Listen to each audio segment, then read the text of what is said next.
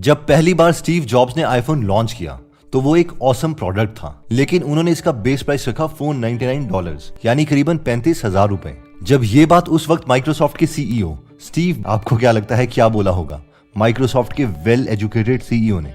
Don't worry, मैं आपको बताता हूँ। स्टीव बॉमर हंसे, वो पागलों की तरह हंसे। उन्होंने कहा $500 का फोन, इतना महंगा फोन, इसे कोई नहीं खरीदने वाला, इसमें तो कीबोर्ड भी नहीं है। What was your first reaction when you saw that? $500 fully subsidized with a plan? I said, that is the most expensive phone in the world, and it doesn't appeal to business customers because it doesn't have a keyboard, which makes it not a very good email machine. तो सवाल ये था कि Steve Baumer भी कोई idiot नहीं थे, वो भी स्मार्ट थे, लेकिन ऐसा क्या था जो स्टीव जॉब्स समझ गए थे लेकिन स्टीव बॉमर नहीं? अब स्टीव जॉब्स क्या समझे थे, इसके लिए हम एक एग्जांपल लेते हैं। एक सेल्समैन एक ओल्ड लेडी को अपना होम हीटिंग सिस्टम का प्रोडक्ट दिखाता है। वो उसे सारी चीजें एक्सप्लेन करता है, जैसे कि वारंटी, कंस्ट्रक्शन और हीटर की ब्यूटी भी। जब सेल्समैन सब बता चुका होता है तो ओल्ड लेडी उससे कहती है, मेरा सिर्फ एक सवाल है, क्या तुम्हारा ये प्रोडक्ट इस बूढ़ी लेडी को सर्दी में गर्मी दे सकता है? अब ये ऑब्वियस बात है कि वो ओल्ड लेडी हीटिंग सिस्टम के टेक्निकल एक्सपेक्ट को उतनी अच्छे से नहीं समझ पाएगी, और ये चीज सेल्समैन को पता होनी चाहिए थी। क्या आपने भी कभी कंप्यूटर या सेलफोन खरीदते समय ये चीज एक्सपीरियंस की है? ऐसा होता है कि सेल्समैन किसी प्रोडक्ट के कूल फीचर्स के बारे में बोलता चला जाता है, लेकिन कस्टमर की समझ में कुछ भी नहीं आता। वो ये जानने के लिए ट्राई भी नहीं करते कि आखिर कस्टमर की नीड क्या है। और ये एग्जैक्ट सिचुएशन पहले स्टीव जॉब्स की भी थी। हम सबको ये तो पता है कि एप्पल का मैक बहुत फेमस है, लेकिन मैक से पहले लीजा नाम का कंप्यूटर लॉन्च किया गया था, जिसकी प्रमोशन कुछ ऐसी थी, presenting Lisa 16-bit dual disk drive personal office system from Apple computers. A 16-bit dual disk drive personal office system from Apple Computer. अब उस जमाने में बहुत ही कम लोग थे जो ये सब टेक्निकल शब्दों को समझते थे। उन्हें कुछ नहीं पता चल रहा था कि एक्चुअल में कंप्यूटर हमारे लिए कर क्या सकता है, और ये लीसा कंप्यूटर बहुत ही बुरे तरीके से फेल हुआ। लेकिन स्टीव जॉब्स ये समझ चुके थे कि उन्हें मार्केटिंग में टेक्निकल डिटेल्स बताने की जरूरत नहीं, उन्हें बस ये बताना है कि लोगों को एक्चुअल में मिलेगा क्या, उनका एक्चुअल में फायदा क्या होगा। इसलिए जब उन्होंने आईपॉड लॉन्च किया तो उन्होंने दोबारा ये गलती नहीं की। उन्होंने ये नहीं बोला कि इसमें 2 GB मेमोरी कार्ड है। उनकी एक सिंपल स्टेटमेंट थी, 1000 सॉन्ग्स इन योर पॉकेट, यानी अब 1000 गाने आप अपनी जेब में रख सकते हैं।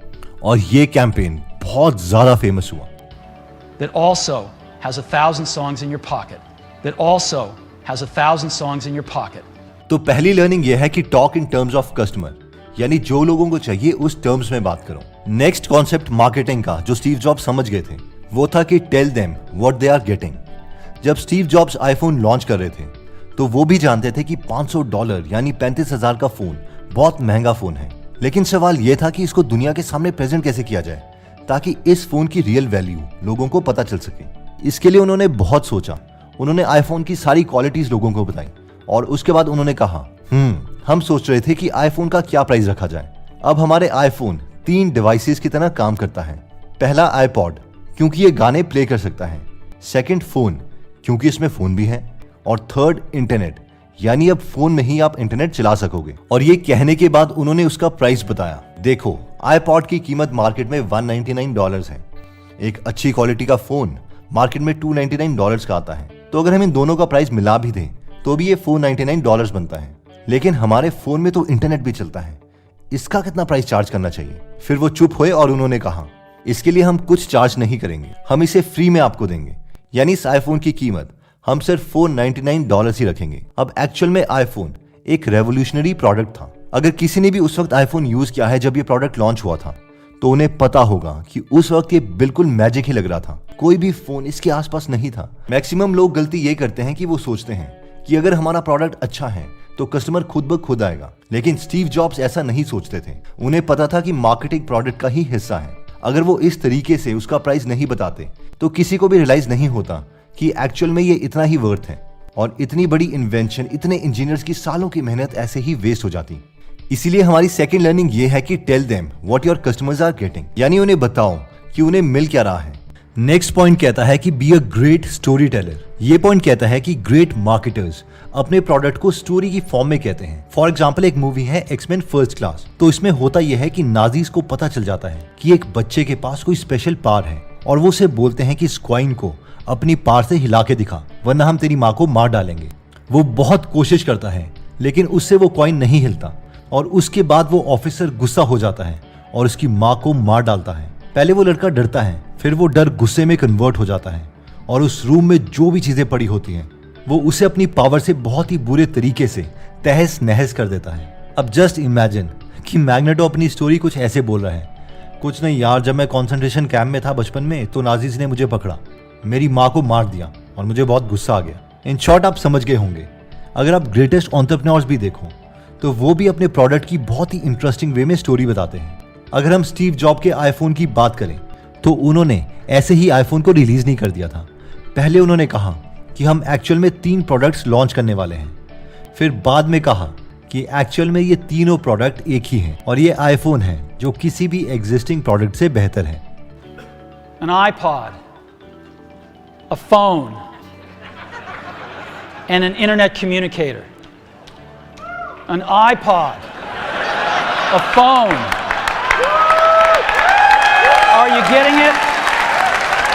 इवन कि जब इलॉन मस्क टेस्ला के ट्रक को लॉन्च कर रहे थे तो वो अपने ट्रक की खूबी बता रहे थे कि ये 0 से 5 सेकंड में 60 माइल्स पर आवर की स्पीड अचीव कर सकता है। लेकिन इन्होंने इसे इतने सिंपल वे में नहीं बताया, वरना कोई भी इसमें इंटरेस्टेड नहीं होता। उन्होंने इसके लिए स्टोरी बताई, एक एनिमेशन यूज की कि देखो ये है टेस्ला का ट्रक और ये है एक आम ट्रक। अब क्योंकि टेस्ला का ट्रक बहुत जल्दी अपने डेस्टिनेशन तक पहुंच गया तो उन्होंने कहा बोर मत होना, इस आर्म ट्रक को अपने डेस्टिनेशन में पहुंचने में अभी थोड़ा टाइम लगेगा।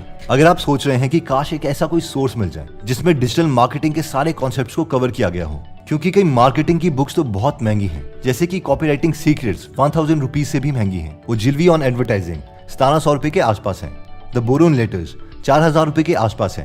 तो ये सारी बुक्स कैसे खरीदे, या फिर अगर इनके कोर्सेज भी करने जाओ तो कई लोग तो अपनी नॉलेज शेयर ही नहीं करना चाहते और $1500 तक ये कोर्सेज बेच रहे हैं, यानी 1,12,500 रुपए के आसपास। तो डू नॉट वरी, मैंने ये सारी बुक्स भी पढ़ी हैं और हाँ, ये 1,12,000 रुपए वाला कोर्स भी किया है। वो बात अलग है कि उस वक्त ये कोर्स 71,000 रुपए के आसपास था और मैंने इन सब कोर्सेज और बुक्स की नॉलेज को कंडेंस करके एक कोर्स बनाया है और वो भी हिंदी में है विद माई एक्सपीरियंसेस ऑल्सो। तो अब अगर मैं आपसे पूछूं कि इस कोर्स की वैल्यू कितनी होनी चाहिए, डू नॉट वरी, हम सिर्फ अपनी ऐप को सपोर्ट करना चाहते हैं और इतना हम आपसे चार्ज नहीं करेंगे। इस कोर्स की वैल्यू लाखों में नहीं बल्कि 1047 रुपीज रखी गई है। और इतना भी नहीं, आज के दिन यानी 10 अप्रैल 2022 को हम ये कोर्स 447 रुपीज का प्रोवाइड करेंगे। साथ में जो आज ये कोर्स लेगा उसे हम गीगल ऐप की सब्सक्रिप्शन में 30 डेज फ्री देंगे, यानी आप 1000 से ज्यादा बुक्स की समरीज को हिंदी में सुन सकते हो या डाउनलोड कर सकते हो, जिनकी अगर सिर्फ बुक्स की वैल्यू ही हम ऐड कर दें तो वो भी 7,59,233 रुपीज के आसपास आती है। अब ये ऑफर सिर्फ 10 अप्रैल 2022 को ही अवेलेबल है। तो अगर आप इस कोर्स में इंटरेस्टेड हैं तो आप फर्स्ट कमेंट या डिस्क्रिप्शन में दिए गए लिंक में जाके आप इस एप्लीकेशन को डाउनलोड कर सकते हैं और वीडियो सेक्शन में जाके इस कोर्स को बाय कर सकते हैं। एनीवेज, इस वीडियो में हमने देखा कि रिच बनने के लिए बिजनेस इंपॉर्टेंट है और बिजनेस को सक्सेसफुल बनाने के लिए मार्केटिंग इंपॉर्टेंट है।